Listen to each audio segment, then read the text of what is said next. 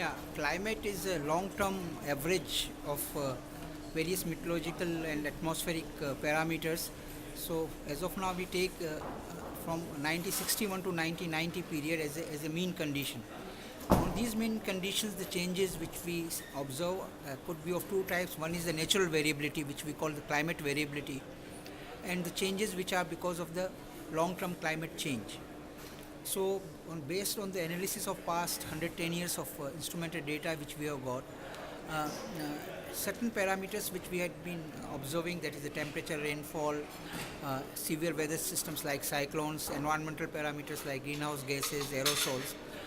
As far as temperature is concerned, there has been a significant rise in temperatures from 1970s and especially so in the last decade, 2000 onwards.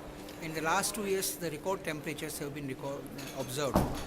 This year, the 0.93 from the average 90.93 degrees centigrade, which is the record temperature rise since 1901. So it's zero point 0.9 degrees above the 1960 1990 90, average. yeah, mean average. So the global warming, these trends are consistent with the global observed temperatures. This year, 2010 is the warmest year, along with the 2005 globally, which is what the WMO and NOAA has released their data also. So this is the trend is inconsistent with the global trend, and this clearly shows that now. So far, there were skeptics. They were saying that this global warming is not a reality. It may be a part of the natural variability. But now, with these 30 years plus data and significant rise in the last 10 years and its relations with the CO2 increase in the atmosphere, which we observed based on the paleoclimate data also, that whenever CO2 increases, the temperature rise takes place. So this is global warming is now is a fact. We should accept it and take necessary measures to see that how the adverse impact of this global warming we can mitigate, and if required the adaptation measures should be taken place.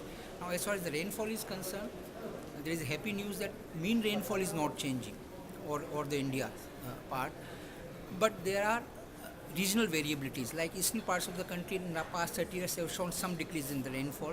The western parts and the interior peninsula part has shown some increase in the rainfall. So there will be regional variabilities in the rainfall.